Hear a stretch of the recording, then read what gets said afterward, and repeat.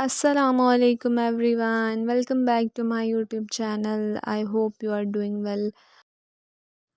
हम लोग पढ़ रहे हैं मोटर डिसऑर्डर्स और आज जो है हम टिक डिसऑर्डर को डिस्कस करेंगे। हम देखेंगे कि टिक डिसऑर्डर क्या होता है। A tic is sudden, rapid, recurrent, non-rhythmic motor movements or vocalization. Motor movement, vocalisation, motor tic, vocal tic जो है वो क्या होते हैं। इसमें ना मोटर टिक में बॉडी की जो मूवमेंट है वो बेसिकली जो है वो मूवमेंट करती हुई नज़र आती है। ठीक है, फॉर एग्ज़ाम्पल आइज़ को बार बार ब्लिंक करना, गर्दन को जो है वो हिलाना। इसके अलावा जो है वो माउथ की मूवमेंट होगी, अपने बॉडी को बेंड करना, जंपिंग होगी। ये जो भी मूवमेंट्स हैं, ठीक है, ये रिपीटेटिव मूवमेंट होती हैं। ये जो मूवमेंट्स हैं ये बेसिकली इनवॉलेंट्री मूवमेंट्स की तरह की होती हैं। ये मूवमेंट जो हैं ये सडन होंगी, नॉन रिदमिक होंगी।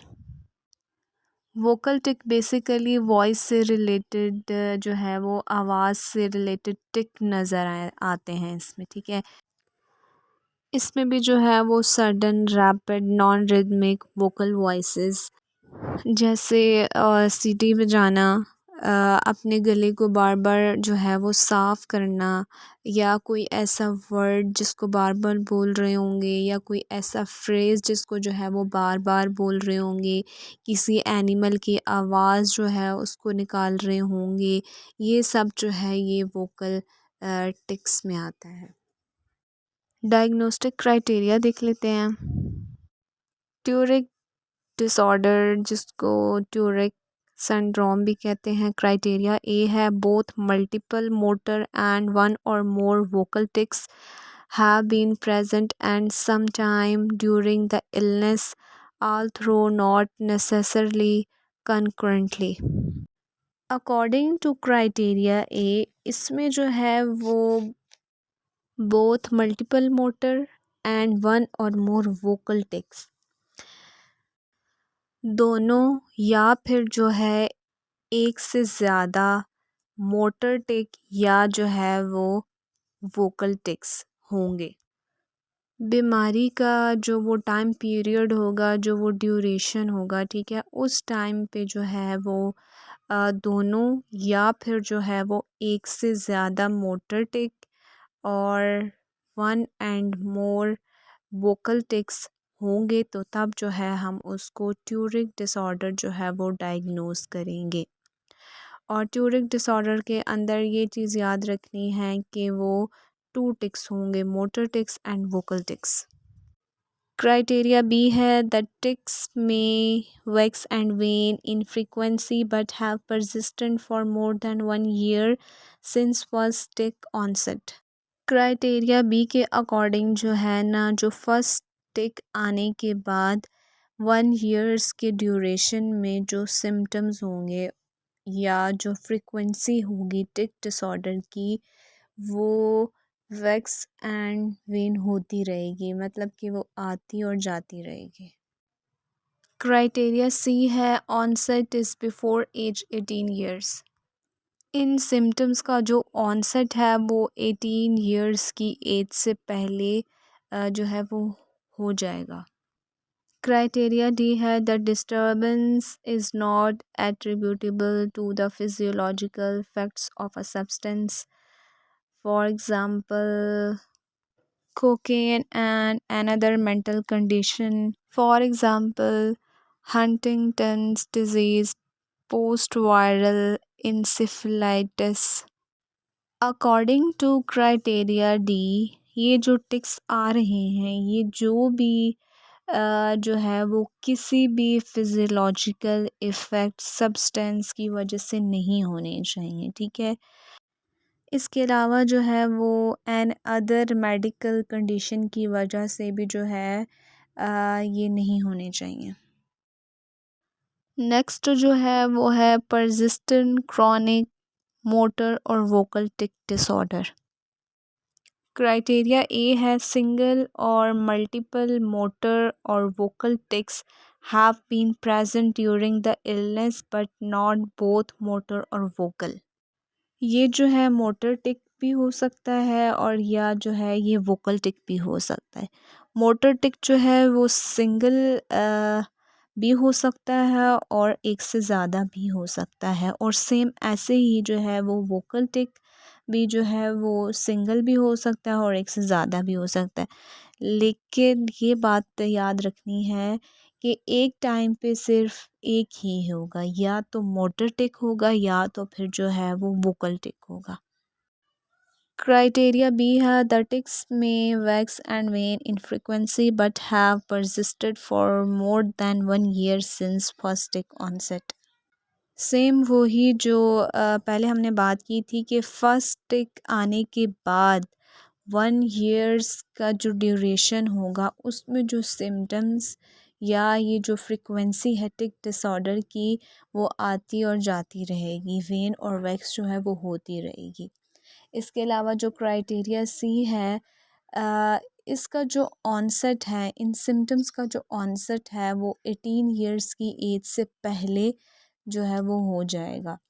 क्राइटेरिया डी है सेम वही क्राइटेरिया है, ठीक है, जो हमने पहले बात की थी कि ये जो टिक्स आ रहे हैं, ठीक है, ये जो है ये किसी भी फिजियोलॉजिकल इफ़ेक्ट सब्सटेंस की वजह से जो है वो नहीं होने चाहिए। और इसके अलावा जो है वो एन अदर मेडिकल कंडीशन, कोई मेडिकल कंडीशन की वजह से भी जो है ये नहीं होने चाहिए। नेक्स्ट इसमें क्राइटेरिया ई भी दिया हुआ है, criteria have never been met for Tourette's disorder, specify if with motor tic only with vocal tic only. According to criteria की अगर हम बात करें तो इसमें जो है वो स्पेसिफायर्स दिए हुए, स्पेसिफाई करना है, ठीक है, दोनों तरह से स्पेसिफाई करना है क्राइटेरिया को विद मोटर टिक्स ओनली या तो जो है वो फिर with vocal tics only. Next जो है वो है provisional tic disorder. Criteria A है सिंगल और multiple motor and or vocal tics. According to criteria A, एक या एक से ज़्यादा motor and or vocal tics एक साथ इकट्ठे भी हो सकते हैं, या तो जो है सिर्फ मोटर और या सिर्फ जो है वो वोकल टिक्स भी हो सकते हैं, सिंगल और मल्टीपल भी हो सकते हैं। क्राइटेरिया बी है the tics have been present for less than 1 year since first tic onset.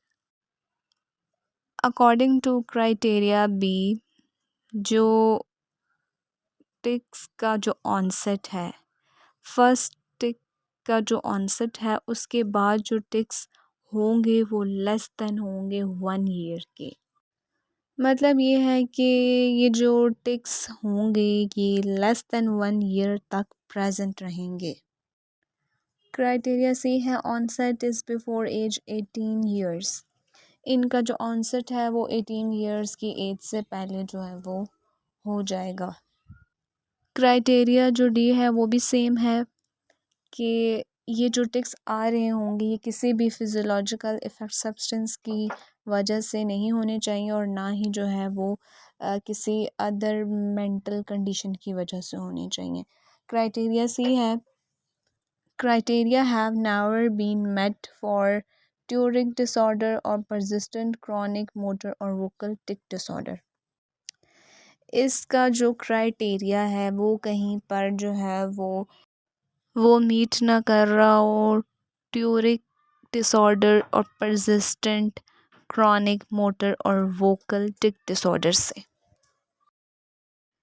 Other specified tic disorder. This category applies to presentation in which symptoms characteristics of a tic disorder that cause clinically significant distress or impairment in social, occupational, or other important areas of functioning, but do not meet the full criteria for a tic disorder or any of other in the neurodevelopmental disorder diagnostic class. Symptoms तो होंगे टिक disorder के, लेकिन criteria जो है वो meet नहीं कर रहा होगा। सिम्टम्स जो हैं वो उसकी उन बच्चों की फंक्शनिंग को जो है वो क्लिनिकली डिस्ट्रेस और इम्पेयरमेंट कॉज कर रहे होंगे, उनकी सोशल फंक्शनिंग में, उनकी ऑक्यूपेशनल में, और जो different important areas of life हैं, ठीक है, उनको भी जो है वो डिस्टर्ब कर रहे होंगे, लेकिन जो है वो फुल क्राइटेरिया को जो है वो मीट नहीं कर रहे होंगे, ठीक है। टिक डिसऑर्डर और एनी ऑफ द डिसऑर्डर्स जो हैं वो न्यूरो डेवलपमेंटल डिसऑर्डर्स की डायग्नोस्टिक क्लास में जो डिसऑर्डर्स आते हैं। The other specified tick disorder category is used in situation in which the clinician chooses to communicate the specific reason। इसमें जो है वो जो क्लिनिशियन है, ठीक है, वो स्पेसिफिक रीज़न देता है। सिम्टम्स जो हैं कि इनका जो क्राइटेरिया है वो मीट नहीं कर रहा, किस वजह से। सिम्टम्स जो हैं वो शो हो रहे हैं, लेकिन after the age of 18 years जो कि क्राइटेरिया को फिलफिल नहीं कर रहे, इसलिए फिर इसको जो है वो अदर स्पेसिफाइड टिक डिसऑर्डर डायग्नोस करेंगे। नेक्स्ट जो है वो है अनस्पेसिफाइड टिक डिसऑर्डर। अनस्पेसिफाइड टिक डिसऑर्डर में सिम्टम्स तो होंगे, लेकिन जो है वो क्राइटेरिया को जो है वो मीट नहीं कर रहे होंगे। सिम्टम्स जो होंगे वो इन बच्चों की जो है वो फंक्शनिंग को जो है वो क्लिनिकली डिस्ट्रेस और इम्पेयरमेंट कॉज कर रहे होंगे, उनकी सोशल फंक्शनिंग को, ऑक्यूपेशनल और different important areas of functioning को जो है वो डिस्टर्ब कर रहे होंगे, और जो है वो क्राइटेरिया को मीट नहीं कर रहे होंगे। टिक डिसऑर्डर के साथ और जो दूसरे neuro developmental disorder diagnostic class के जो दूसरे डिसऑर्डर्स हैं, यहाँ पे जो क्लिनिशियन है उसके पास कोई स्पेसिफिक रीज़न नहीं होगा कि ये किस वजह से जो है, इनके पास जो है वो इनसफिशेंट इंफॉर्मेशन होगी, तो जिसकी वजह से ये अनस्पेसिफाइड टिक डिसऑर्डर डायग्नोज करेंगे। अदर स्पेसिफाइड और अनस्पेसिफाइड में यही डिफरेंस है कि अदर स्पेसिफाइड में क्लिनिशियन के पास स्पेसिफिक रीज़न होगी, और अनस्पेसिफाइड में जो होगा वो क्लिनिशियन के पास कोई स्पेसिफिक रीज़न नहीं होगी,